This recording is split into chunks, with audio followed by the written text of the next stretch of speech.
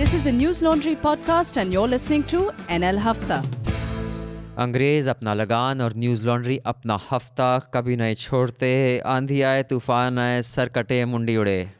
We shall be here every Thursday recording Hafta so that you can get it by Saturday, because it takes us an hour to add the little or no production value that we add to it. A day. An hour, nahi? A day. A day, sorry. Did I say an hour?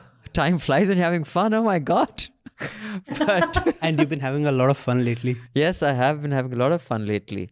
So let me introduce the panel before we get the headlines. And this is a very special Hafta and I shall explain why. I know it has nothing to do with the survey.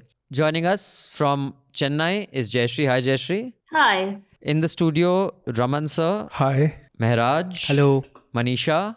Hi. And I'm Abhinandan Sekhri. It is an entirely in-house News Laundry team Hafta. This is going to be Mehraj's last Hafta for 6 months unless he makes time for us, which seems unlikely because he's giving angles that I have to write dissertation vagera. I think he'll be... He just wants to be incommunicado. So, Mehraj... He's going to London. He's going to London. He has won some... Tell us what you have won, Mehraj. So it's a fellowship. He's been awarded. One नहीं होती. Fellowship is awarded. ठीक है. हमारे life में जो भी है lottery होती है बहुत. हाँ. So it's a fellowship at the Writers Institute for the Study of Journalism at Oxford University. Oh, fancy. Tea and muffin in it.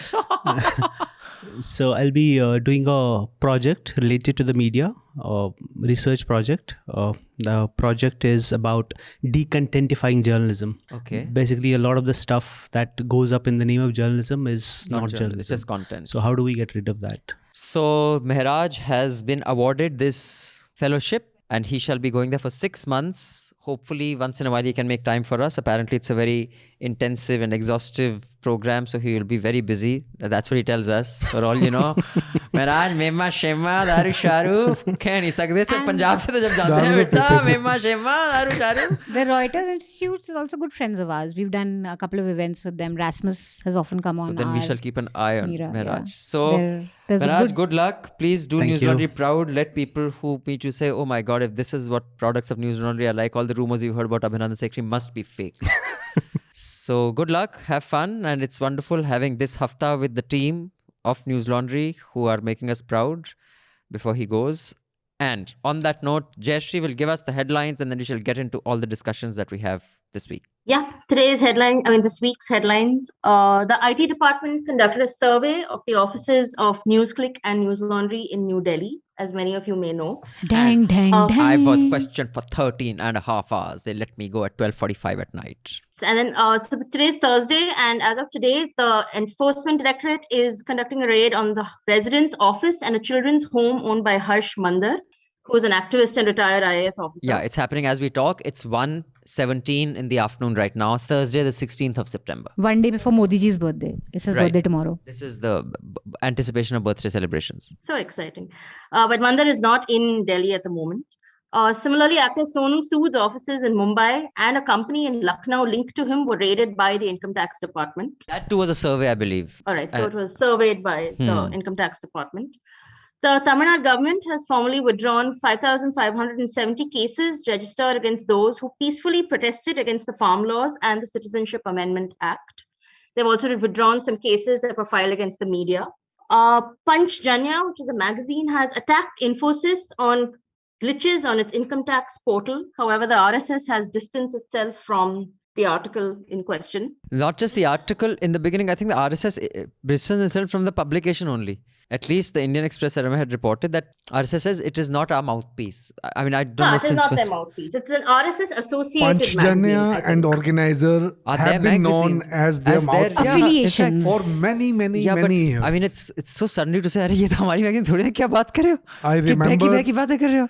reporting way back in 89-90, where we used to quote it as RSS mouthpiece. And it has always been. I think, but this time they just went too And far. the publisher, I don't know if that's still the case, but for a long time, the publisher of Organizer was the publisher of the Indian Express, with the Goenkas.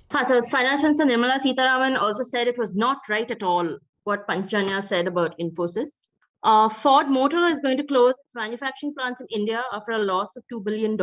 This follows the exit of General Motors and Harley Davidson. This is strange news, but the Delhi police has seen a conspiracy in the rise of tractor sales. This is to substantiate its allegation about the Republic Day violence by a section of farm protesters, which it calls a conspiracy. So they have a deep-rooted, well-orchestrated conspiracy. So all the spike in tractor sales, which the economic, commentators of the government were celebrating. See, it's a what V-shaped recovery.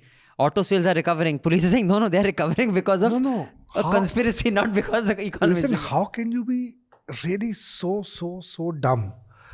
I mean, you see something that there is an increase. Okay, in December, more abstract. For establishing a conspiracy, first of all, the accused, you need to look at the number of accused, and you need to see who is buying these tractors. Okay, you have the entire list. So you further go on the ground, you find out if Sunil Kumar bought 100 tractors and he put all those 100 tractors bearing these numbers for attacking the Delhi. So if you say something like this, one can understand. But you have nothing. You just look at cause and correlation पर एक joke है मैं सुनाता हूँ during Hafta. Jayashree. The Allahabad High Court has stayed the order for the second time to suspend Dr. Kafil Khan. Incidentally, if those of you don't remember, Dr. Kafil Khan was the person that the Yogi government cracked down on because he had spoken up about the condition of the hospitals, and initially when the first time the deaths took place, right? Of children. And there were oxygen problems. Yes, and he had spoken at the Media Rumble also on the witch hunt against him. Tata Sons has submitted a bid to acquire state-owned carrier Air India. The founder of private airline SpiceJet has also reportedly submitted a bid, but he has not confirmed this. Bhupendra Patel takes oath as the 17th Chief Minister of Gujarat. Yes, there has been a leadership change there too. So that's Karnataka, Gujarat, Uttarakhand. Any other Chief Minister changes happening? There was speculation that Himachal Pradesh would, but the Chief Minister said, no, I came to Delhi just to meet Amit. Basically, any Chief Minister of BJP state comes to Delhi. ये तो गया. पत्ता cut गया. The Tamil Nadu Assembly has cleared a bill to exempt the state from NEET NEET. The BJP, however, staged a walkout, but it was supported by the opposition ADMK. Chief Minister Adityanath has said that only those who said Abba Jan got rations till 2017. When he got flack for it, I think he also asked whether Abba Jan is an unparliamentary word.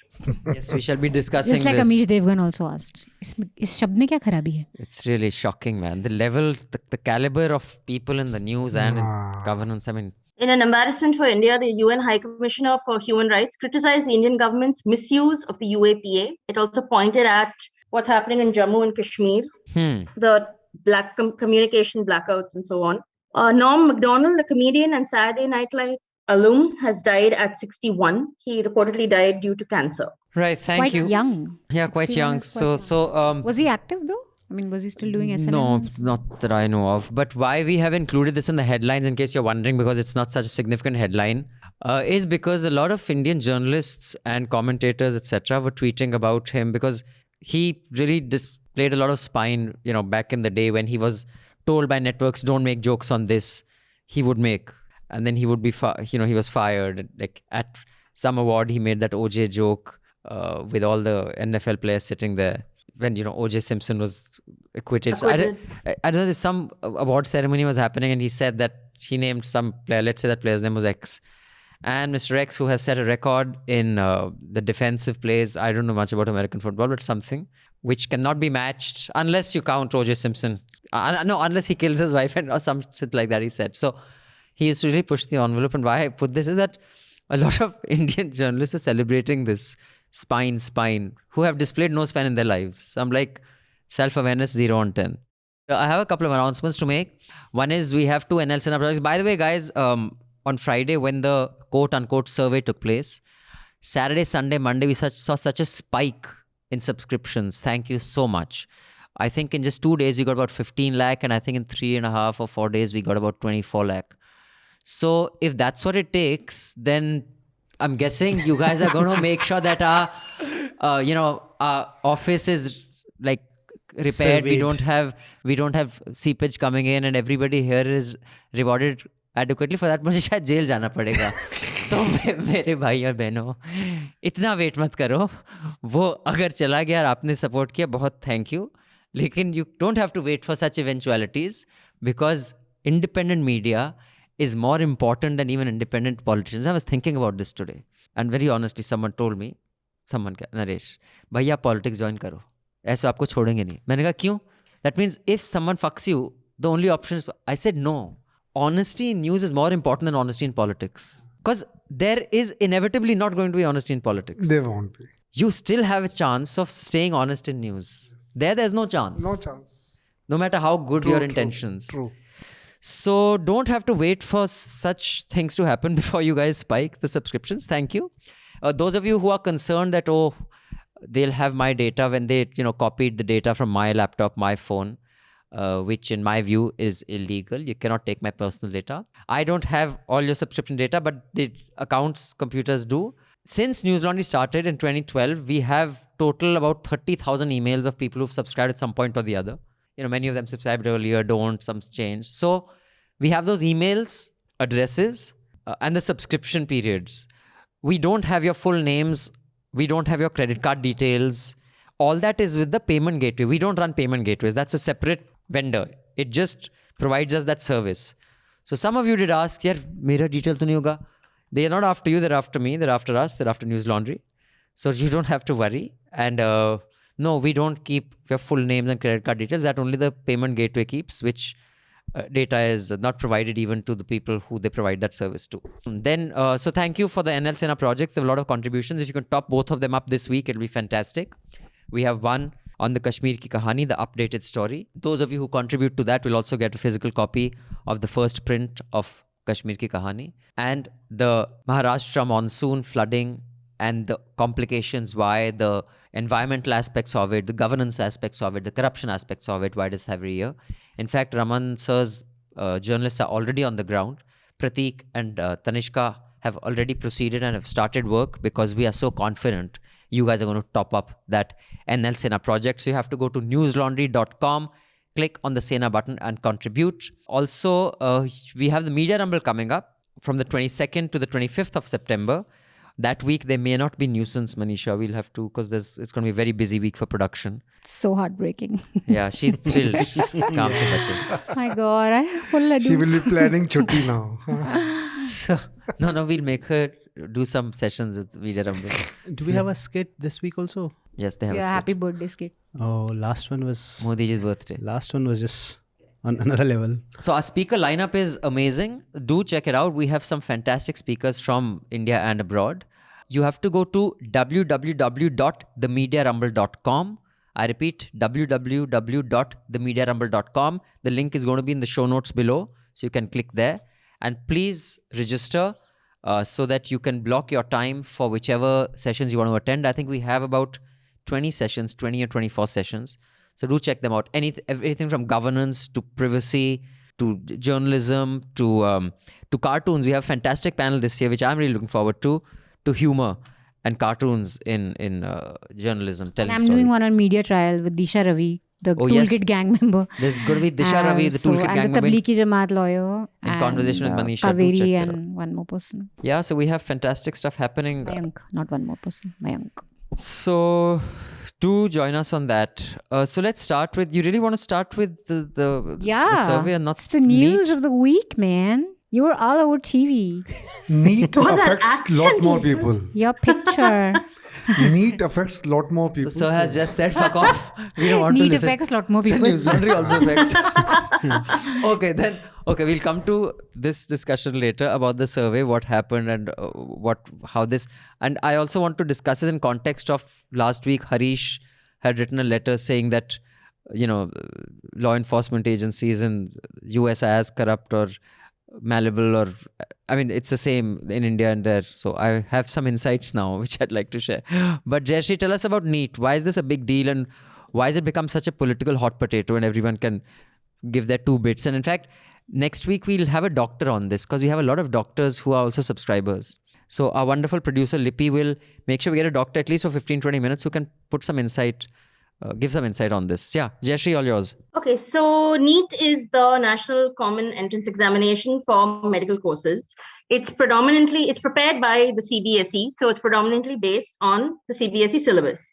Now, the thing is that the CBSE syllabus is very different from the Tamil Nadu State Board. And I think this is true of many state syllabi that it is quite different from the CBSE. And Tamil Nadu's issue with NEET dates back to like 2016, 17.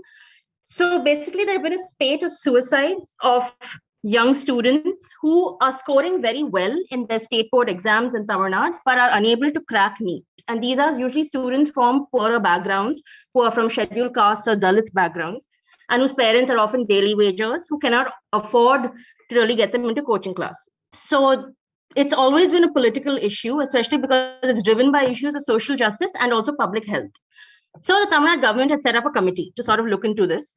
So the Justice A.K. Rajan committee said that NEET is not an equitable method of admission. It undermines diverse representation. It favors affluent groups. And they also said it's bad for the healthcare system in Tamil Nadu because what happens is if affluent students crack NEET, 70% of them choose to work in private hospitals. Whereas students from more diverse backgrounds are usually opt to work at primary health centers, which is also why Tamil Nadu has a very robust public health system. So the other committee that was set up to look into it found that over the past 4 years, admissions of Tamil medium school students, once NEET was imposed, has dropped from 14.88% to just 1.9%. However, the share of English medium students has shot up dramatically. I think it's gone from 84 to about 98%. So there are very clear indicators that NEET is skewed against students from disadvantaged backgrounds. Also, only 2.1% of students who get admission in medical colleges can afford to take coaching classes. So basically, so it's a combination. Non-English speakers are a huge disadvantage. Yeah, so it's a combination. And the students who have died by suicide recently, they've all scored very well in their state board marks. But when they try to take NEET, they fail because they're competing against students from across the country who are from privileged backgrounds, who have better standards of education in many cases, and who have access to pay for coaching classes.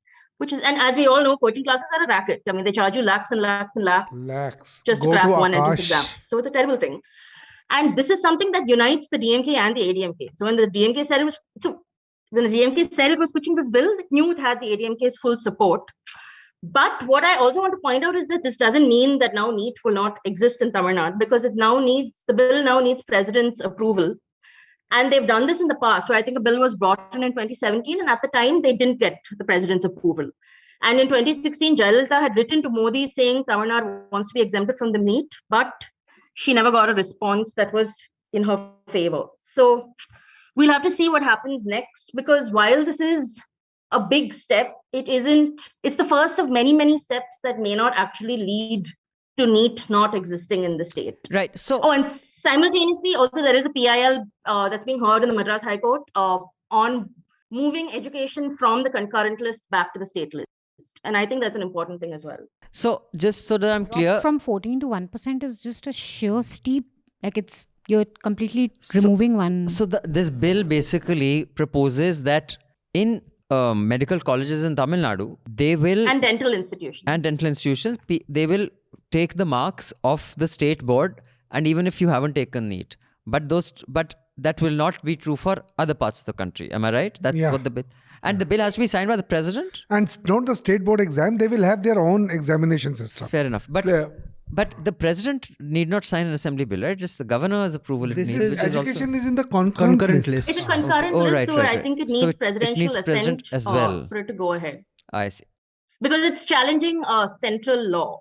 I see. I'm correct. So earlier, Jayashree, they used to write the exams in Tamil also, right? Now they don't do that. Is that right? You can take it in Tamil. But I think it's a bit like the IITs, right? Like what you've done with IIT, that once you finish your 12th, you give a common entrance test to enter those institutes. So that is essentially what NEET is. It's just the difference that earlier students were taken in these courses based on their 12th standard marks. Now that doesn't matter. They have to take an entrance exam, but you can take the entrance exam in English, Hindi, Assamese, Bengali, Gujarati, Kannada, Malayalam, Marathi, Odia, Punjabi, Tamil, Telugu and Urdu. No, there was another 11 regional languages. There was another problem. The medical education, it was just going haywire. Anybody who had got a good piece of land, they were just starting the medical institutions. Like it happened in Andhra Pradesh. In Andhra Pradesh, the Jagan Reddy's father, he used to be the chief minister. So he gave a promise that you vote for me, and I will ensure that your children will become either doctor or engineer. Because in South, it's a very big thing. In Andhra Pradesh in particular, every child wants to be a doctor, and every child. So what happens? And he said he's going to give the free education. Okay. Now what happened? I was with First Post at that time, and I had done that survey. So he won. When he won, immediately the politicians, they built medical educations and engineering educations. And anybody who got 40%, 50%, they got admission for the medical education or engineer, whatever you want to become, and free of cost. Okay.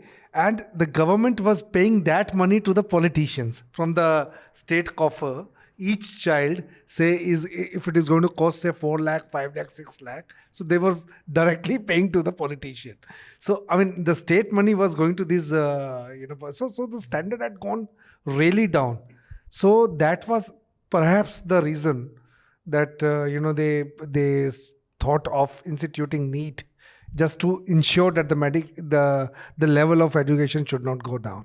I think the disadvantage, this is basically a disadvantage of the state boards versus CBSE, because state board doesn't prepare you for those national entrance exams. I'm sure even if you look at data for IITs, possibly maximum number of kids who get through are from CBSE or from ICSE. I doubt if state board kids are, And also And kids then- who But take even tuitions. there, I went to a CBSE school where a majority of students who applied for the IITs got in. But that's also because they were doing coaching classes of course. from Yeah. On top of that, 8th or 9th coaching, standard onwards. with So- that.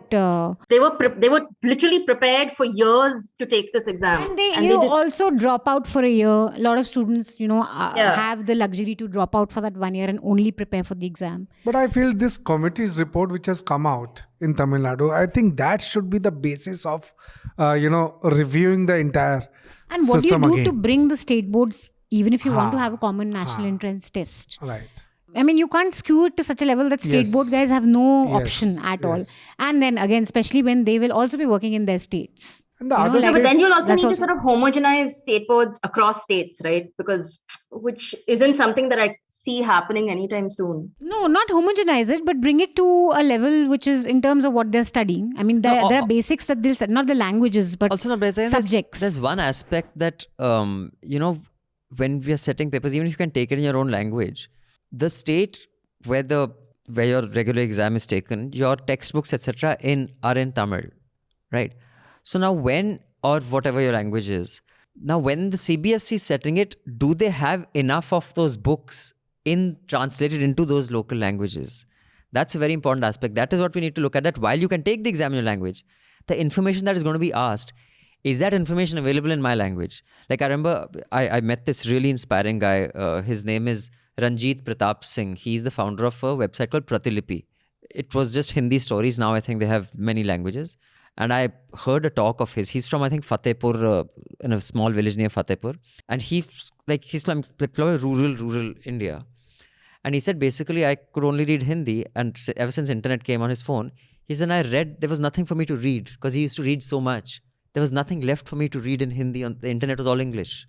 I'm talking like 10, 11 years ago.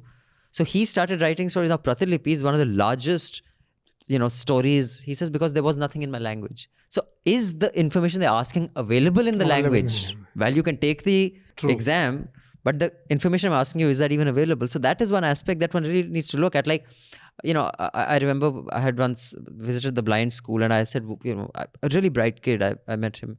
He said one of the biggest problems is that he had read a lot of stuff, but not Indian literature. because they're not available. He in said, India. I said, wow, that's amazing. But he read more than me, yeah.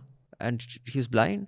But I said, but how is most of your reading not? He said, because the Indian authors are not available in Braille. No one's bothered to translate them, whereas they've translated those. So that is an aspect that one really needs to look at. But But I think education should be a state subject. I do think, say in a country as diverse as India, state is anyway, I think, more equipped to look at. So there's been research showing that standardized tests have a lot of flaws, and especially in a country which is this diverse as India, that's, I think, a really bad idea. And plus, all the states have their own sort of needs, and when it comes to healthcare, when it comes to education, and the kind of education they have, primary education, secondary education. So all those things you can only consider when you have input from those states, from local input, which is not always possible to have in a very national, this overarching exam. Also, I feel like when you're talking about preparing students for NEET, like state board students for that, I mean, for Tamil Nadu, it already has a system that works in which it has one of the lowest school dropout rates. It also has one of the highest gross enrollment rates in higher education, meaning that most students who finish high school will get into higher educational institutes. And Tamil Nadu's average is, I think, twice as high as the Indian national average. So when it already is a system working here, why insert a standardized test that we don't even know whether it has any merit to complicate a process? So on the curriculum bit that you were talking about, this is one of the things that NEET, the critics of NEET say that it's entirely based on CBSE curriculum and state boards don't have access to that curriculum. But I do think, look, I think all of us are CBSE, maybe Mehraj, you want state board. I do see why CBSE board is important. I think in terms of curriculum, I do think you need kids to be exposed to something more than what their state boards are giving them in terms of local know-how. We were in school, we used to look down on CBSE. We were ICSE kids. Oh God. So we were like reading Shakespeare in 9th. तुम CBSE वाले हो अच्छी So I do think हमसे बात मत करो, हम मेहराज के साथ बात करें, cup of tea and muffin. Mehraj तो स्टेट बोर्ड से तुम लोग चाय पियो. अब तो ऑक्सफोर्ड जा रहा है ना. Probably the worst state board in the entire like region or something. School में मॉर्निंग चाय को ऑफिशियली छोटा हाजिरी बोलते थे बेटा. Morning tea at Doon School is not called tea. On the timetable it says chota hazari. Meaning Chota what? what? Chota hazari. But what does that mean? I don't know. अंग्रेज बोलते थे छोटा, हम भी बोलते थे छोटा हाजिरी. अंग्रेज बोलते थे जब हम बम्प से थे किसी को बर्थडे पे, he is your good fellow, he is your सत्स्य all of us. तो मुझे ना when I passed out of school when I was in 22, 23, I realized it is so say all of us. हमें सत्स्य all of us. I thought it was a word which was सत्स्य all of us. सत्स्य all of us. Punjabi कर लिया. तो तुम CBSE वाला ये सब sophistication नहीं जानता. No, but coming back to my that is point, I do think state boards, if not homogenized, you do need to introduce curriculums that match CBSE. I don't think it's fair that some of our kids don't have access to. Sometimes people say that state boards are more rigorous and difficult, more rigorous than that's what I was going to CBSE. No. That in many cases. No. Some of them Maharashtra are board run. people say. Come on, yeah. Some of them are learning such crap in the history books and all that. I do think, and it also depends on the whims of the central government. The state government. Some chief ministers like something, so they'll change it. You know, the whole stories that come out of what West Bengal is teaching, what Gujarat is teaching in terms of history. So I do think there should be some effort made to have a curriculum that is at par there is a nationally and internationally. If there's It's not a uniformity, syllabus, but a standard that all kids must have access But to. that's a fundamental problem of education in this country. I mean, especially primary education. It's never been given the importance and the We care are that all it about higher needs, education. So That that was is Nehru's true, vision yeah. mostly. He did. primary education is the most important thing. So hopefully we'll have a clearer discussion on this. I think more than a hafta this deserves a let's talk about. We should do one on NEET because it does impact so many people. On that note, Kids committing suicide, I mean, this is also one of the reasons why it's been in news. There are lots of children who, out of fear of failing, have killed themselves. in fact, I watched the first episode of this show on Netflix called Quota Factory, which is about this factory in quotas which are just I haven't churning out. seen that. That is it's known for its... I wasn't thrilled with the one episode. I'll give it one more episode. Let's see. Awful and awesome ke liye dekhna padega. But hopefully we'll have a little more detail on this. Maybe an explainer. I mean, although there are enough explainers out there. We need to see what we can do to add more value to this discourse. So just one more appeal before we move on to the next newsmaker for the week, which is the surveys. Do subscribe to Newslaundry, pay to keep news free, because we would also like to expand into other languages. We have been toying with the idea of one southern language and one language from the north, hopefully by end of this year, early next year. I hope we can do it because the idea is that Newslaundry in 4-5 years should have like 6 languages. And imagine what an achievement it would be that without ads, without, any sort of, sarkari support, to have that kind of footprint. And that can't be done without you guys. I mean, for us to come this far and to change the news narrative, one thing I'll tell you as I discuss, I'm quite certain many of the scrutiny, this is the second time tax visitors came. The first time I didn't make it public, I said I'll cooperate. I don't want to make a big deal because I don't want to make it seem that I'm playing victim. Fine, you have something to check. You want 400 documents? We gave them 400 documents. They came and asked for the same documents again. अब भाई हमारा भी budget है stationery का यार.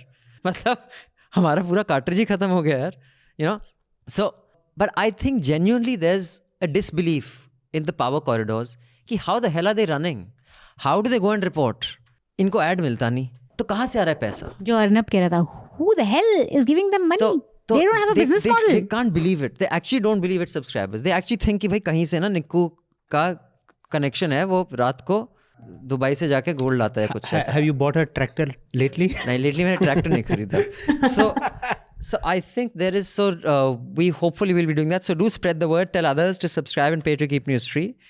Because until we reclaim news, all of us together as a public service, it will be cornered by Yogi ads and Modi ji's birthday celebrations on television and the kind of people who claim to be journalists that you see on prime time. Let me also add that we will really become very strong if we have, one channel in South and another in Northern. I mean, we'll have a very good network of reporters. So we will be getting lots of reports from the regions. Yes, so hopefully that should happen. Now coming to the surveys. So Sonu Sood and properties associated with him in Bombay and Lucknow. You keep talking about everyone else but you. सबका बोलते हैं. अच्छा जब when I talk about myself, ये सबसे ज़्यादा ताने मारती है. Oh really now humble? This is when you actually have something to say about. Someone told you are humble? Really, you are soft-spoken? Someone told you are soft-spoken? Ourselves actually, because I'm also part of Newslaundry. So basically, okay, I'll just tell Hafta listeners should get an insight into हुआ क्या उन चार कितने 12 घंटे में. I don't know how much of this I should actually talk about, lest we do exercise our option of going to court, because in my view, them taking my personal data is a violation of my right to privacy, and there is a Puttuswamy judgment, I think it's called, that protects that. So I'm still new to these things, so my lawyer will tell me how much. The judge shouldn't say, ना तुम इसके बारे में बाहर क्यों पेलते रहते हो, यहाँ पेलो. So I have to be careful about. But all I'll say is that yes, they came at 11:45. What we made public. I was sitting in the office, and I forget what I was. I think I was supposed to send an email regarding the media rumble only to someone. The gentleman came in. They were very, I must say, at least the officers from the IT department, they were extremely professional and courteous. Although they did tell me that I can't speak to a lawyer and I have to give my data, which is not entirely true now that I find out. But they were courteous. They sat here till 12:30. In fact, I was feeling a little bad for them by the end of it. क्योंकि मेरे घर पे कौन है? वो तो बीवी बच्चे वाले होंगे. उनके घर पे someone must be waiting. So they had to sit here till 12:45 at night. So they were for about 13 hours. I was asked questions about who funds Newslaundry, who are the shareholders, etc., etc. I gave all the answers. I gave them truthfully. And then they just took, some of everyone who was here, including interns, who were a little rattled. He said, "Is this normal?" I said, "No." So their phones were taken, and their phones were all collected. They didn't take any data from their phones. They said, "You cannot use your phones." And after 3 or 4 hours, their phones were given back. They went back to work, but I wasn't allowed to leave office, and I wasn't allowed to use my phone, laptop, etc. So yeah, that's what happened. And were you the only one till the end? I was the only one till the end. Till Naresh was saying, "I will not leave until you leave," etc. I was like, "Chill out, I'm fine." Ramakant और मैं ही काफी हैं. So were they asking you questions for the entire time or just sitting? No. The questions. There are a lot of documents you have to give. They want like 3 years worth of all the payments we've made. So not 3 years worth of payments. From the phone bill to biscuits we've ordered to payments we've made to freelancers. That's a lot of printouts here. So between questions and printouts So did you give the printouts or you said you... Printouts, we gave printouts. They had also got extra paper from their side also. They come prepared. And then finally the hash value that wasn't given to me I got that the next day. I gave an application and I got also my statement. Please explain what a hash value is. A hash value is when For they those who take may not know. data from your phone and from your laptop so that nothing later is planted onto that data. Yeah, they're supposed to be giving you a code basically. It's like and that tells you exactly how much data exists on your devices, in what form, how much in images. So if there's any change in that. It's basically a seal kind of They a gave thing. you a that SIM this is card. the data. No, they give, it's basically a printout with all that coded codes there, so that it can be matched with relevant machines later. So if anything is planted on his laptop or mobile, you can get to know. So in the Bhima Koregaon cases, notably, they were not given hash values. And then later on, they said, we found this plot to kill Prime Minister on Rona Wilson's laptop. Only concern is if they may be a little shocked at the language that I use in WhatsApp messaging to my friends and family and others. But if they've been listening to Hafta, they won't be surprised. but the difference in a survey and a raid is that in a survey, they can make copies of whatever their investigation. In a raid, they can actually take that stuff. So this time they took the copies of files. In a raid, they can take the file. In a survey, they have to make copy of the data. In a raid, they can just take the machine. That's the difference in the raid and a survey. Basically, it's just an Orwellian difference. There's no difference. Yeah, at it's all. not significant in any significant way. So now I want to come to the discussion. And last time we had an email regarding that, a letter from our subscriber Harish Iyer, who said that I'm too harsh on Indian politicians and Indian police, that they are too corrupt. It's just like that in America as well, which I disagreed with. It is not even close. And someone has written an email regarding that, and I'll just read out that email, although we usually read emails in the end, but it's something we can just discuss. That how like institutions, and I just want to add one more thing here, and then I'll let you guys take it from there and give your views. One thing that I do feel bad for, and is the individual officers. You see, not all 8 people who come here are evil people wanting to take over.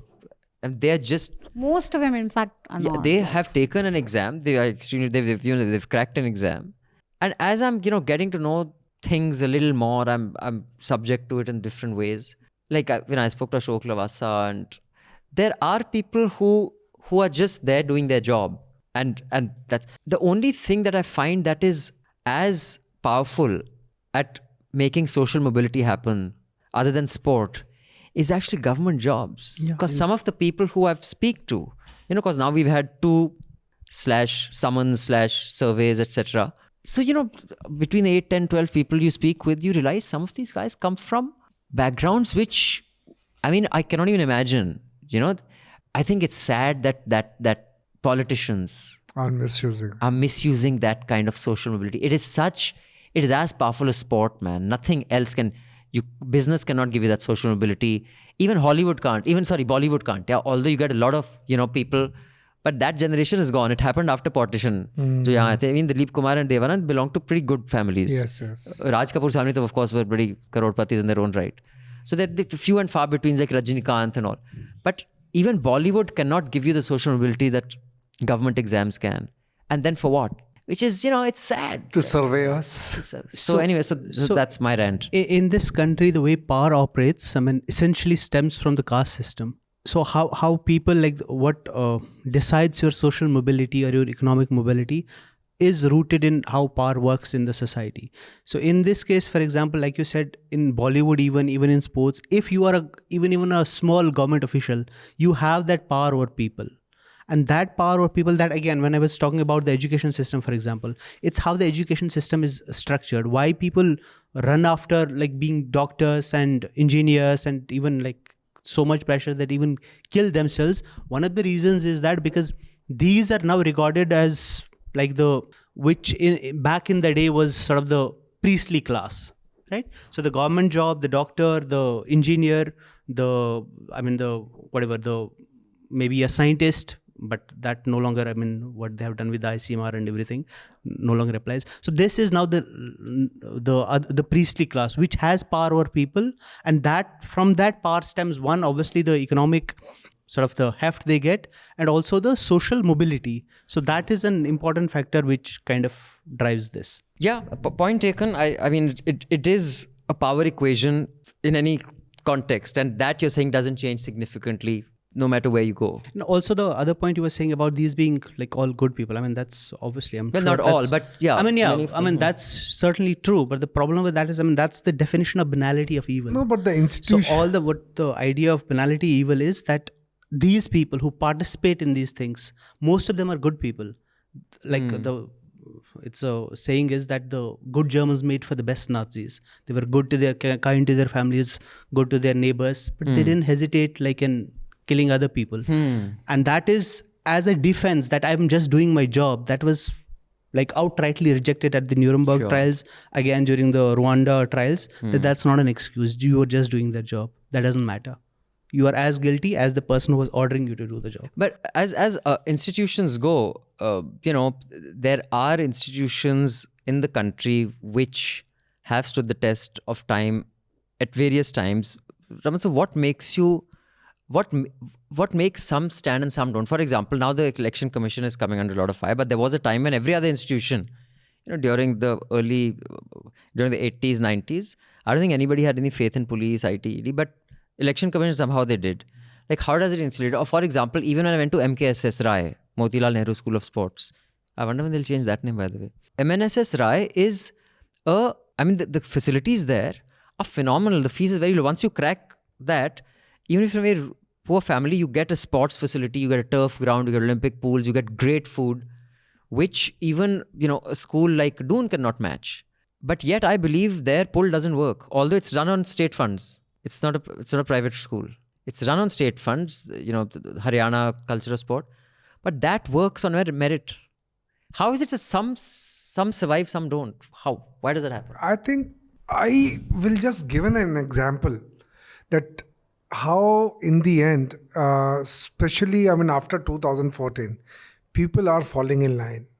See, being a reporter, we used to have a very good network of, sources, which we developed, over a period of time. So I remember how they worked before 2014. There is, of course, sources are very sacrosanct for us, but they used to come and they used to give information to us. They were not so afraid of, getting of their superiors, and they were a kind of whistleblowers for us. They used to tell what is going wrong, in their organization. And we were also able to make a difference between, who is trying to plant a story and who is just giving, good information that information you can, in public interest. Okay, so we used to make all and those. it could just be a lead that you can then work on and find more. After 2014, I had been dealing with the same sources. And then I found that one such source gives me a huge information. And what information? I got everything. I got documents, everything. And on the basis of that, we did a story here. And just to protect the source, we also keep the names of the writers, whatever, that. So, but after that, in this government, what the minister did, everybody, they moved them. They replaced them. No, not just replace, throwing them to south, throwing them to basically sending them northeast, to inconvenient postings. Or making them sit at home. Okay, this is the way they did. So what I'm trying to say that people, so now institutionals, they are just trying to save their jobs. I feel, I don't think I can't think of any institutions in India today that still hold much faith. Like for me, the police holds none at all, because I think even if there are, a few good men, people just doing their jobs, people who took this up because they just really want to make ends meet. But then the problem with it is, as an institution, I think there was a great report that came out in maybe 2 years ago, which said how I think 85% of Uttar Pradesh's police force disbelieves any complaint that is filed under the SC/ST Act. 85% of the force thinks that cases filed under those acts are false or misleading. And this stems from the fact that Uttar Pradesh is one of the states that does not, it hasn't fulfilled its recruitment requirements of police officers from Dalit backgrounds. So when you're already equipped with a force that is this skewed, I don't think you can expect much from them. On the raids itself, I think, what is the job of a raid or a survey? It is to make the functioning of a newsroom a more fearful enterprise. And Pegasus is like the secret way to do it. This is an open way to do it. And you have no real meaningful data protection laws in our country at all. So the fact that you think your phone can be seized and or reviewed, it's a scary thing. And also, I think a couple of days ago, this former Hong Kong minister had warned, he was talking to youngsters, and he warned them that India is a democracy where people disregard the law. So the Indian consulate got really angry and pushed back and said, how could he say such a thing? Because he described India as a place where you would be unlikely to want to live in. But this is what we've become. I mean, we call ourselves the world's greatest democracy, the world's biggest democracy, but India is rapidly becoming the wrong sort of metaphor, which is what the India cable had described it as, and it's true. Just the mere conducting of elections regularly does not make a democracy. Right. So I think we had this discussion last time. Yes, we did. There are many yeah. factors that make how robust you are. So yeah, I mean, I do find that the comparison that we are as good or bad as any Western democracy, I can't get my head around that. Manisha, you have any views on this subject? I think what is really disturbing, and that is one of the characteristics of this government. So we know media organizations have been raided before, troubled before. Vinod Mehta's Outlook, famously. Newspapers have had. But the blatant nature in which the Modi government has done, used ED, used income tax, and it's so blatant. Like you can tell every day. Someone says something. I mean, Maharashtra elections before that, the cases on Pawar. Tapsi Pannu. The cases on Sharad Pawar, and then it just suddenly disappears. Cases on Mamata Banerjee's nephew, and then suddenly it's gone. And what is scary about this is that what happens over time is that people, look at us talking about income tax, police, institutions, is that you just lose faith and you plant a doubt. And now all sides, whether you believe in the government or you don't believe in the government, you vote for them or you don't vote for them, there's a complete distrust in institutions. And when there's that vacuum, then you have these power elites political fixers. What do you call them? Not even like elites. They're just political mafias that take over. And then there's nothing right or wrong then. Everything is just about what you believe in. So there's nothing to... Then everything is politics. Then there's nothing to trust. No, and also I think that's very scary for and the the morale country. of people who have joined to actually try to work. The morale of your team is finished here, And I'm not talking about Newslaundry's. Our morale is as high as it will ever be. I'm talking about, Sarkari. Yes, Sarkari. Afsar. They're like, dude, is this what we signed up for? No, and it's a waste of their time also. Like you said, they've cleared an exam, they're educated, they probably know a thing or two about their department more than the politician who will say, kuch nikalo iske bare mein, kuch dhoond ke lao. And they're also doing this, so it's... Not that Enforcement Directorate, ED, was very efficient before 2014. But all that I'll say, that just track the cases that the ED has done in its lifetime. I mean... Congress has also used them politically several times. Okay, but the way this government is using ED is absolutely blatant. See, look, Congress went after dissidents, but this government is not even going. They're going after left, right, and center. You say anything. I mean, personally, I also wonder what has Newslaundry done which could irk them so. Honestly, reports are all based on facts, on ground reporting. Basic things that journalists do. None of our reports have been... They're not conjecture, document-based or ground reporting. Ground reporting is what you're seeing, what people are saying. Fine, we do a bit of satire, I think that is because they're not No, used but to it. that is going into the question of what is this government choosing to believe? This government is claiming that we beat the second wave before. The government has claimed so many things. So whether it is fact or fiction is almost irrelevant because... anything that sort of punctures the image that has been built is the problem. Anything which doesn't become part of their narrative. If you are not part of their, you will be But that is serious Russia level that insecurity, is, man. That is different. It's not... And I'm not surprised because I think a lot of these people do actually think that if you go against us, you are evil. Yeah. I don't think they have lived in a world where it is possible to disagree and coexist. To your, and I feel like when you're saying who has faith in these public institutions, so the people who have faith in the government have faith in these institutions. So you'll have sections of people saying, oh my God, like raids and surveys, they're terrible, it's intimidation, it's a threat, whatever. Then you'll have people saying, oh, what are these people being raided or surveyed trying to hide? If you have nothing to hide, you have nothing to fear. No. So there will always exist a section that will have faith because for them, this props up what the government is telling you. To your question, why the same institutions, one day they're like robust, another day they're gone. I think there are fundamentally two things that affect that. One is people. Institutions are people. If you have good people in good institutions, they'll work. If you aren't, because institution is just like it's just there. It's just a building. It's just a name. The people you put in there, for example, look at the Supreme Court. You just put two people there and it's gone. election commission, you put a couple of people, ED, every agency. Other thing, more important thing, I think is, in very simplistic terms, is the mood of the society at a particular time. When soon after independence, there was this mood, not just in India, it was like the worldwide phenomenon that we had to believe in social justice. We have to ensure that colonialism was a thing of the past. We had to work for the benefit of the people. Secularism was a good thing because of obviously a lot of factors, what had happened before that, World War II, Nazism and all kinds of things. So that created a mood where for even like say 20 years ago, if there was say a lynching of a Muslim, even if there would be outrage, even if it's a phony outrage, there would be outrage. Even if the police are just pretending to investigate, they would at least investigate. Now that mood has changed. Everything goes.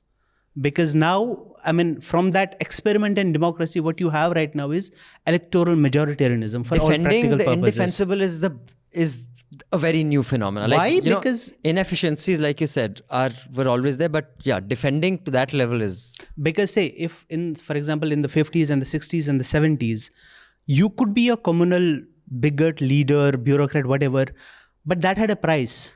You maybe not rise up the ranks. There would be a complaint, you would be caught. Or socially, it would not be acceptable. Now it's the other way around. That is currency. In news, it's currency. In fact, let me just... Like that segues into the whole Abbajan thing and how it was played up on news. So Yogi ji said this. भाइयों बहनों, सबका साथ, हर गरीब को शौचालय. क्या शौचालय देने में किसी का चेहरा देखा गया? नहीं, हर गरीब को.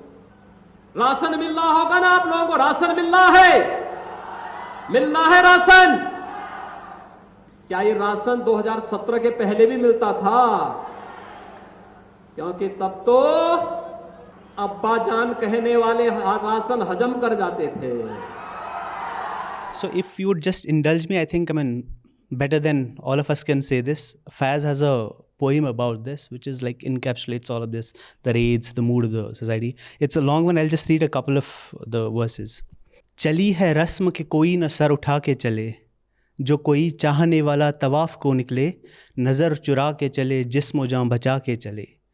बहुत है जुल्म के दस्त बहाना जू के लिए, बहुत है जुल्म के दस्त बहाना जू के लिए. दस्त बहाना जू is authority which looks for excuses. जो चंद अहले जुनों तेरे नाम लेवा हैं, बने हैं अहले हवस मुद्दई भी मुनसब भी, किसे वकील करें किससे मुनसफ़ी चाहें, मगर गुजारने वालों के दिन गुज़रते हैं, तेरे फ़िराक में यूँ सुबह शाम करते हैं. यूँ ही हमेशा उलझती रही है जुल्म से खल्क, न उनकी रस्म नई है न अपनी रीत नई. यूँ ही हमेशा खिलाए हैं हमने आग में फूल, न उनकी हार नई है न अपनी जीत नई. इसी सबब से फल का गिला नहीं करते, तेरे फ़िराक में हम दिल बुरा नहीं करते. गर आज तुझसे जुदा हैं तो कल बहम होंगे, ये रात भर की जुदाई तो कोई बात नहीं. गर आज औज पे है ताले रकीब तो क्या, ये 4 दिन की खुदाई तो कोई बात नहीं. Very nice. Very inspiring also. ये जीत भी नहीं है. But yeah, Manisha, you want to say, speaking of what he said, I think it was, other than what he said, just the way his face lights up in glee. The bigotry is like dripping from Rome se Jawani or bigotry टपक रही है योगी जी के. And also there is no Jawani, heroism, everything. there is no veil or veneer here. It could allude to nothing. But basically that Muslims are eating your ration. Yeah, exactly. कि अब्बाजान कहने वाले लोग खा जाते. It is not even कि अब्बाजान के पास जाता था तो you can say okay Mulayam Singh के बारे में बात करें whatever.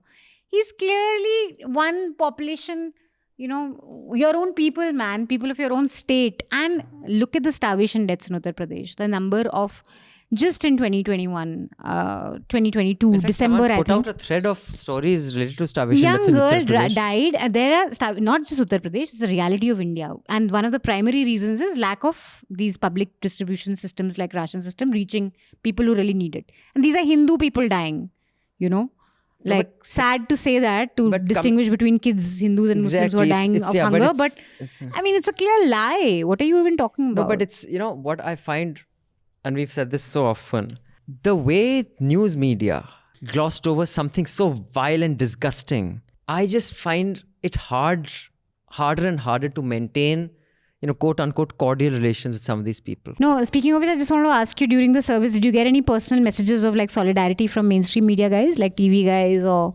since you know a lot of them? I've got a lot, many law firms actually, people who are subscribers, who are work as lawyers, they offered. There were so many texts. But the most fascinating ones that I found were that of our Newslaundry colleagues who were texting on the group, on the phone that was in the hand of the guy who's doing it. Who all are there? Are they still there? I'm like, dude, okay. Suppose they are. How am I supposed to say yes? The phone is with them. Okay. Should we come to office? Should we stay away? I'm like, dude, how can I answer the question? Like when they went at night, I really wanted to send a text to all these people, including Manisha Pande. What's happening in office? Should we come? I only said what's happening. It could be I'm anything. like, dude. Then I said Ganpati Bappa More also in case Amit Shah is reading it. Yeah, you completely threw them off, Manisha. By stealth. So we had such genius texts also coming, and the guy was looking at them. No, but I'm talking about like television personalities. You no. know your friends we know who they are. No, none of them. None of them. But a lot of emails from subscribers. Really, really nice. In fact, one subscriber wrote a text. This message is from Abhinandan. In case someone else is holding it, fuck off. Please tell him I extend my love and support. I was like, dude. So were they reading this, by the way, when they had the phone? No, it's in a box. It's not like in their hands. No, beeping it was all there. I couldn't. It was in front of him. But so I was like, dude, that's one hell of a. But one was the. I hope that guy is abroad though, or girl. Yeah, he's abroad. He's abroad. Great. So, but there was one that. I mean, there were many that were very sweet and touching. But I just think that the basic strength of something like Newslaundry is like, these things have gone on to all our past investors, but they have no role anymore, right? That was once we raised the fund. The strength of something like Newslaundry is what they're going to send an email to 30,000 people. And ask anyone what? who's that, and also where are you? Where do you live? That is the strength of this model, and I think that is what we got to really capitalize on. So yeah, thank you all those of you who did support. Appreciate it. And we will continue to fight this. And we need your support. We need your love. That's all we need here. Letter time. Yes. So anyone has anything to say before I go into the emails of the week? No. Okay. This email is from a lady who doesn't want her name to be read. Regarding the power of bureaucracy, I moved out of India when I turned 40. Now that I look back, maybe I took the decision unconsciously after an encounter with bureaucrats on Facebook. These were my schoolmates and I was venting about a bad experience I had with the police. The kind of blowback I got left me flabbergasted. I had to decide whether I wanted to be subject to the whims of these pompous, self-serving group of people who had complete power over all aspects of my life. I realized how little agency I had as a citizen in my own country. Better to be a second-grade person in a first-world country than a first-grade citizen at a third-world country. At least their public servants respect taxpayers. Ouch, that's harsh. Ouch, yeah. I think we should But get yeah, her are we and Harish. citizens or are we subjects? Yeah. I think that is an answer.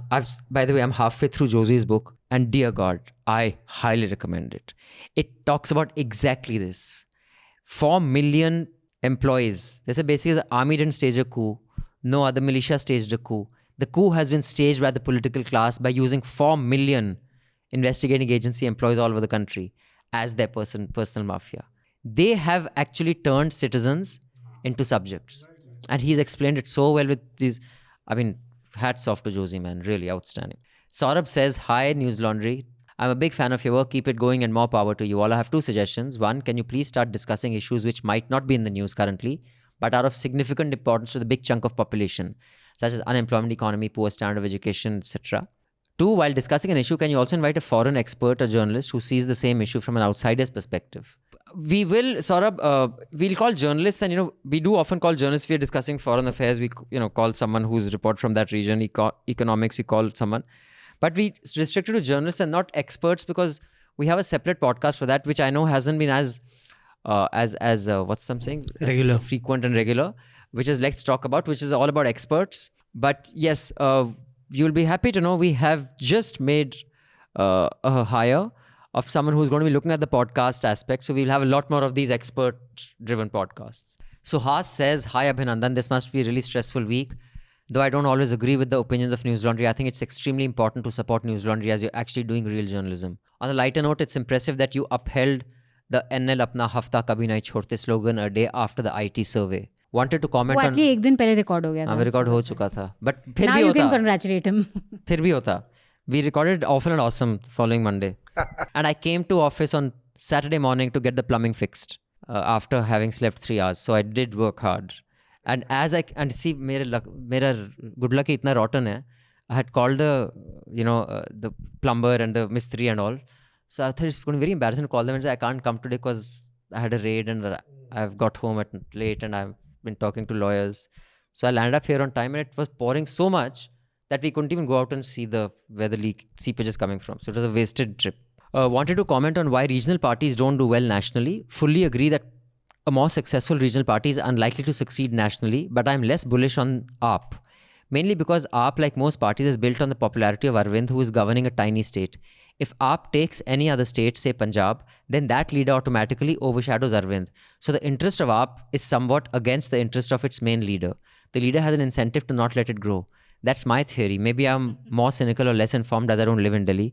Would like to hear your thoughts. By the way, TMC will hit the same problem if they go beyond Tripura to states like UP. The other point about US government versus Indian government, it's the institutions that are stronger in the US. Power is so diffuse that even Trump, after trying his best with the GOP's help and a friendly Supreme Court, couldn't override the election. It's tough to imagine the system could withstand such an assault if the same thing happened in India. Thanks, Suhas. I agree with most points you're making. Disagree on the AAP aspect, but yeah, the rest I agree. On AAP, I think they will make sure that the CMs are, they won't select mass leaders like Arvind. They'll try and find someone who Arvind can kind of The BJP overshadow. model, basically. The BJP model, yeah. Where Basically, not a puppet CM, but a CM less popular and a CM who's beholden to the fact that Arvind is the face and I can't.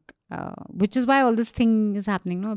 Bhagwant Man's fraction getting angry that he's not getting elected. By the way, guys, to email us, we would prefer if you use the link that is provided, which is in the show notes of this podcast. We have a separate page for emails and subscriber feedback. It's easier than going through all the emails that we get. If you just have a general email, you want to say something to me, you can mail me at abhinandansekhri@gmail.com. Otherwise, we have a link, which is www.newslaundry.com/podcast-letters. That's a dash. The link to that is below. So that has an autofill option of, which podcast you want to send the mail for.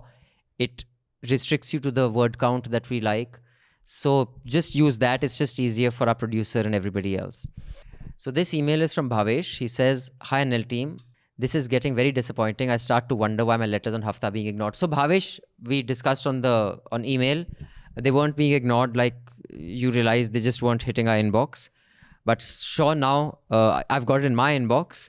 So do send us an email with your feedback questions and it will be included this next time. So this time Bhavesh has just asked us to confirm that we are getting his email so we can take his feedback. So Bhavesh, yes, we are. Send your feedback. Put it on that link, like I said, that is also provided in the show notes. But you can also mail me at abhinandansekhri@gmail.com. This email is from Kapil Sharma, not the one of Kapil Comedy Nights, I'm guessing. Could be. We have celebrities who subscribe to us, no? Yeah, but they won't ask questions like this. Hi, Kapil says, "Hi all, I've been waiting for the analysis of who owns your media that I believe you have planned. I ask because ever since I found out that Lallantop is at least partly owned by the India Today group, I can't imagine it being honest. They have taken quite a centrist take on farmers' protest, often forgetting how the bills were passed. I know someone at Lallantop did a great documentary about the protest, but that was it. I think it was part of keeping the unbiased mask. I write this in Hafta because Manisha seemed quite impressed with their UP election coverage. I can't believe the people who bring us Aaj Tak will allow anyone to bring me honest reports. I'm asking you guys because it's my subject. It's not my subject and it is yours." Kapil, I think it's wholly owned by India Today. yeah, it is wholly It's a owned by living India media Today. enterprise. Yeah, it is wholly owned by them. No, I don't think there's a mask that they have on. Of course, they operate within the mainstream media. I mean, they're not going to maybe do stuff that may really embarrass the government. But it's also a different kind of a news portal. It's very ground report driven. It's very opinion analysis. And I think they're pretty balanced in most of the stuff they do. I don't know what specific thing you're talking about in terms of farm laws, but they're also not anti-government. Like, it's not a channel where you go and you will find Saurabh just bashing Modi endlessly. But he would never do that. But I think he will not even praise Modi endlessly. He's a very, he goes on the ground and really senses what's happening. But I think there's a big difference in if Lallantop was not owned by India Today. Because I think I've said this before. I think Saurabh is one of the finest journalists in the country. Yeah, by I think far. And Hindi language by far. Yeah, his understanding, his insight, his knowledge, his wisdom is, I think, outstanding. It's in a different level. Also, what you are calling centrist, I think it's a non-committance to any kind of ideology, which I really like. I really trust that reporter who's not. I can't place him ideologically. I think he goes and he goes with the story. Like too many instances of one media group owning very diverse properties, AVP News and Telegraph. Yeah, so I do think they do good stuff, but the one thing I will say, Kapil, is that there is a difference in how an organization will be run if he was not part of the India group, and he is. I mean, that's all I'll say. I mean, I'm not saying what kind of effect it would be. I mean, it could be subtle, it could be not subtle, but it's not the same. If I tomorrow were to sell Newslaundry to Vineet Jain, he said, "Chalao jaise chalana hai." But when I know कि भाई क्या चलाना है, I'm owned by that person, I will. So I think it happens. Even if you don't want it. That's in fact the most insidious form of censorship, which is that, I mean, self-censorship in a way that you know what is expected of you and you just hold to those norms or standards or whatever. And I look to them especially for the election reporting. I honestly think they're by far the best when it comes to reporting on elections. It's like when you're connected to someone, you recuse. Like, for example, even judges, and some of them are very honest judges, when they get a case that they are involved in some connection, family connection, some other connection, they step back. I mean, they may have a view, but they're not going to express it. No. Unlike a certain Chief Justice who sat in on his own case. He sat on judgment on his own case. He's now a certain Rajya Sabha member. Yeah. That's legend. Okay, this one-line email from Anonymous Kumar. Love wow, what a name. Love Chintan's piece on Ujjwala scheme. Thank you so much. Great, thank you. Thanks. Anonymous, see, it is people like you who can support journalism and articles and reports because we don't have to depend on advertisers. Then B says, B's full name isn't here. Hello, love your platform. I'm a subscriber for 4 or 5 years. I was on the Liberator subscription while it lasted, and now I'm on the basic one. I was wondering, what do I need to do to get a beta version of your app and a private feed for Hafta so that I'm able to listen to it from my podcast player? I understand you have some long-term vision, but if I upgrade my membership, will I be able to use these features today? Well, if you upgrade your subscription to Game Changer, you'll be able to use that podcast link. You'll be able to use. RSS feed. But when it comes to the app beta version, no, that is only for those who have actually contributed to that. But the beta version is just to get their feedback. I mean, it's not like it'll be only available to those people for months. It's just going to be 2-3 weeks, and we can just tweak based on feedback, because in any case, app tweaks work best on feedback of people who are actually going to use it. So the idea of giving it to those people who contributed is it's a closed group of subscribers. They can tweak it over 1 week, 2 weeks, give us feedback. Whatever we can fix, there we fix, and the rest we keep fixing. And then your feedback will keep coming. So it's not like that app is not going to be available to everybody. It will be available to all subscribers. Then Keith Rebello says, I'm writing in after the survey conducted by the IT department. Hopefully the unintentional free press that you received increased your subscription numbers.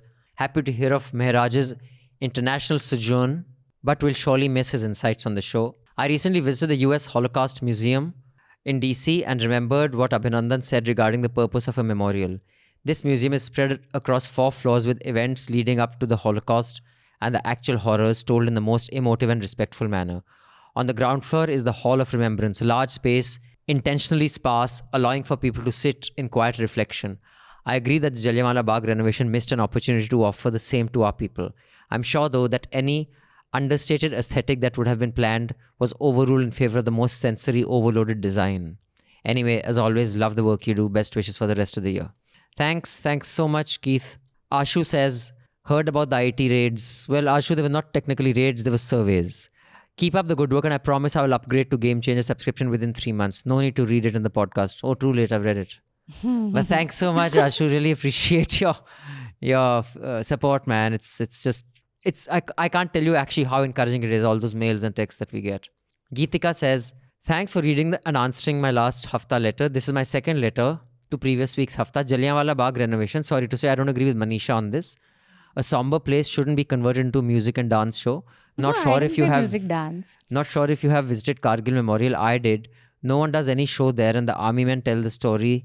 And we always have goosebumps. Charcha guest Hridesh had stated it with such clarity. So yes, I'm strictly against renovation. it should be restored. Yeah, I didn't want song and dance there, but what I said was sound and light shows can also be educative. I mean, they can be used to educate people about a specific place. So I don't see it as entertainment per se. I don't think having a sound and light show necessarily means entertainment. Sound and light is mostly educative. Yeah. It is So like the one in Jaipur also. I mean, I've seen them. So if you have Very something educative. that wants to bring alive that night, At that Red morning Fort of also is Jallian, pretty educative. it's fine. Maybe not at the memorial, but maybe at some place nearby where you can tell, have a sound and light show for children to, But, make them understand what really happened Yeah, there. of course, the problem is who's doing the educating. For example, I mean, that was several years ago. I went to that light and sound show at the old fort. The history they tell you, that's like, I don't know, embarrassing. I mean, that's the only word I have. It's like the pop history you read from WhatsApp and Google and this and that. No, I liked the history as told in at Red Fort. That one I haven't been to. It was pretty Yeah, the Red Fort I've seen it. That's quite good. But very that's good. like Does it have historic. Amitabh Bachchan, no? Is it that? No, isn't No, it when his I song? saw it, there was no Amitabh Bachchan. I saw it Amitabh years Bachchan ago. is in Jaipur. That fort. I'm forgetting the name. But this That was Ajuba. Most useless one I've seen was in Khajuraho.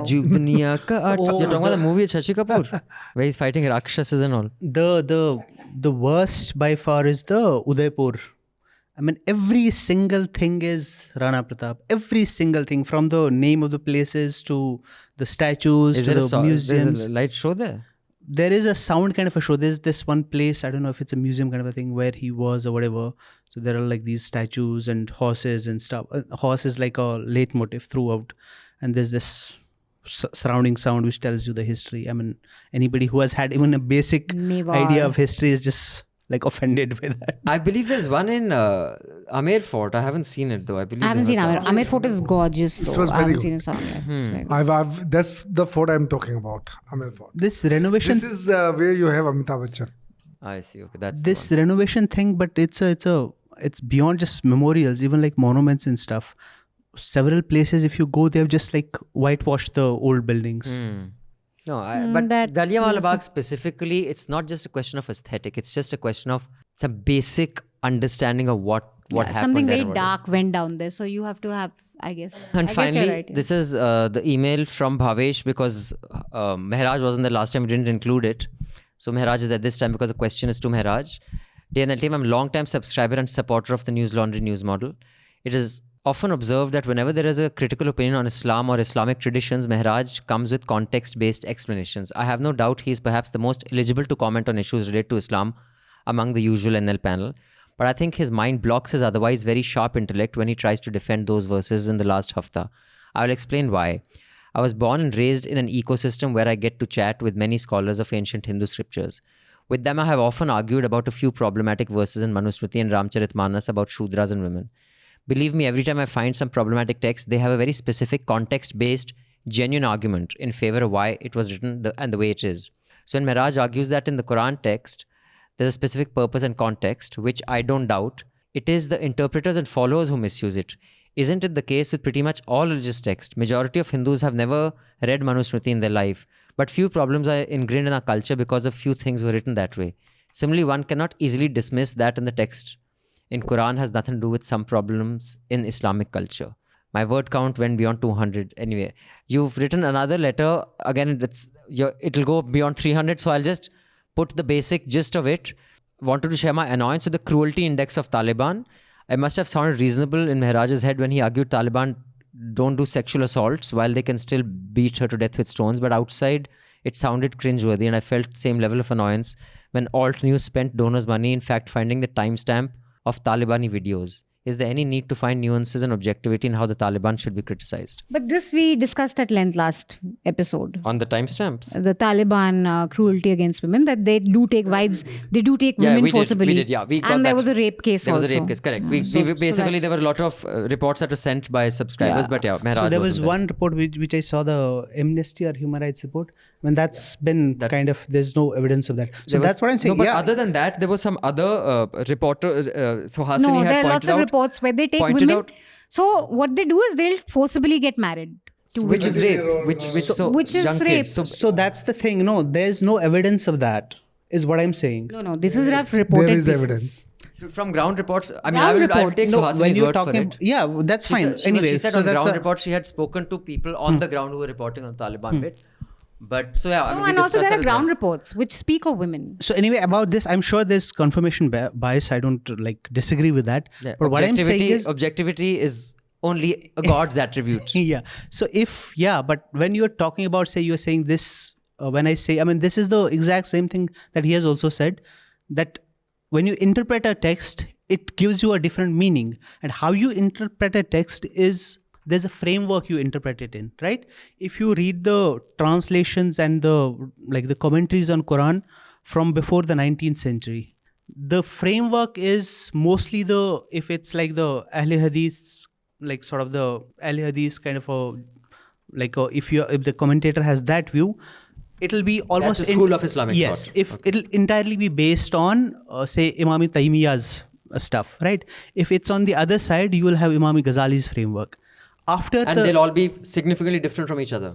Oh, completely different almost. Okay. So, but when you come to the 19th century, 20th century, you have Maududi's framework of Islamism or whatever, and Shah Waliullah Dahlvi's framework. So that is completely different. Then if you come to Hamidullah Farahi's framework and you interpret the Quran through that framework, it's completely different. But you can do that with any book, any text. I think that is what his point is, that depending on who you talk to, on who you speak with regarding any scripture, Yes, you and- will get an explanation based on the context of that person's learning or understanding And of that's it. also decided by as time progresses. For example, it's often said, for example, in the Quran, when it describes how the universe began, it says it was all smoke.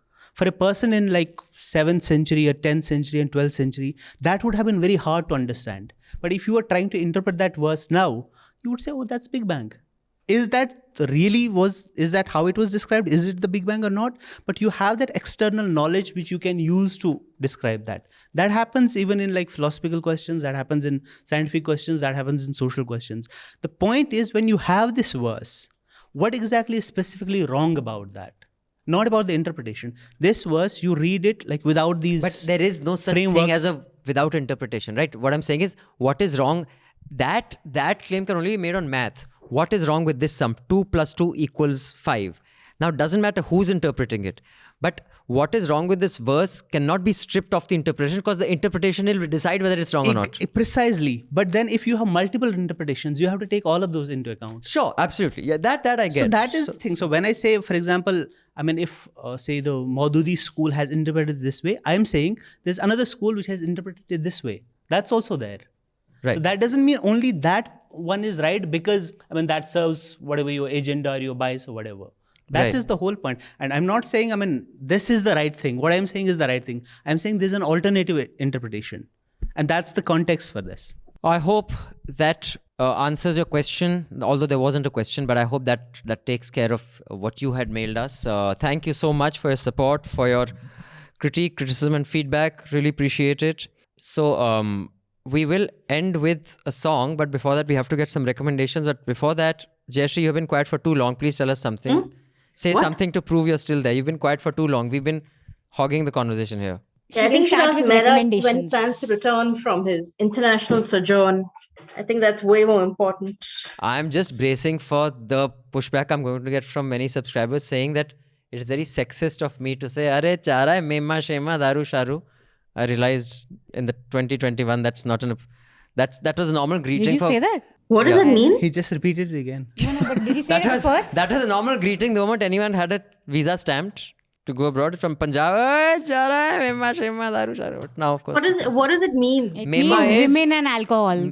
Two things. Well, no, it doesn't just mean any women. Memma means foreign women. Foreign women. Blondies and Scotch. God, that sounds even worse. Yeah, Manisha always makes a perfectly reasonable thing sound worse. So let's get the recommendations. Raman, so you want to go first? I saw a movie, Good Night and Good Luck. This is I've heard about this. It's I a believe it's amazing. beautiful movie. It's been recommended to me long this ago. is Which one is it? Good Night and Oh, Good Good Night Luck. and Good. Oh, I have watched Yeah, it like was 10 made, times. made in 2005, directed by George Clooney. This is about, in the 50s, when if you are a communist in America, you are just going to lose your job. Okay, so this, I think it's a biopic there's Edward R. Murrow, who was the anchor at CBS television. So he took on a senator who used to call all communists, the criminals. So it's a fight between the two. So that makes the story very interesting. And it, of course, tells us, what was happening in America during 50s. A beautiful movie. And I think I will recommend it for all the, at least journalists. Yeah. They must watch it. Senator McCarthy. So I think the best part I like about it is when they do that show and the next day they wait for that newspaper review in the New York Times. And that review is written so beautifully. The Time review and the other person. And another, I'm really sorry if there's another story I wanted to recommend, but I'm not able to locate it. This was, if you must have read it in the Indian Express last Sunday, the story of the last rebel in Afghanistan, the Tajik. Yes. That is amazing. That's an amazing story. We'll get the link. If you can please get the link. So that's the... No, I read that. It's That was a very good. beautiful story. I was not able to locate. It came last Sunday. Sunday in Express. Well, let's come to Jayashree first. Jayashree, your recommendation? I just have one recommendation. I'm returning to a book on polar expeditions. It's called Madhouse at the End of the Earth, the Belgica's Journey into the Dark Antarctic Night by Julian Sancton. I thought it was fascinating only because it's a tiny country, Belgium, which is planning to enter the great race to conquer the South Pole. It's against veterans like Great Britain and so on. But of course, the entire expedition is doomed to failure, as most of these expeditions are. So it's a great read. Manisha? I absolutely did very useless things this weekend. So I have nothing of intelligence to offer. That's okay. Last recommendations were good, so I'll just carry on. No, but I just started watching. You are telling us your last recommendation is good. Or you told please go back to my last. Achha, I In think case you missed it. No. So Billions, a show on Netflix. It's a very masala show on the rich, the 1% of America, and the US Attorney General trying to fight corruption. Yeah, it's just a really brain dead show, but I really like it. I mean, it's just about rich corporate America, and it's Sometimes fun. you want to watch brainless shows only. So, I think Billions on Netflix is a good show. Watch it. So, two recommendations. One is on this website called Responsible Statecraft, and it's a 9/11 reflection piece. It's called Day of Reckoning for the Media Handmaidens of War. It explains how all of the United States media and media elsewhere in the Western world basically shilled for the war, sold the war to the population, and how over the years they used propaganda to just keep going and going and going at it. And the other recommendation is a Washington Post piece which was published very recently. He spent his adult life helping US soldiers. Now he is desperately fleeing Afghanistan. And why I'm recommending this is 20 years later, this is a typical example of the propaganda that the other piece talks about, the media propaganda. So this piece is about this Afghan paramilitary officer, Colonel Iqbal, who was head of this paramilitary unit that worked with the CIA called 003 unit. And it talks about how he was fighting the Taliban, how he was holed up at the Kandahar Air Base, and how he went on a plane, came back to take his troops back to safety and all that. It's like out of a Hollywood movie. What it doesn't mention anywhere is that these units, they're called 0 units, 0301, they are paramilitary units. They have been accused of the most egregious war crimes, human rights abuses over the last 20 years. There's absolutely no mention of that. So the last man standing in Afghanistan is Amrullah Saleh.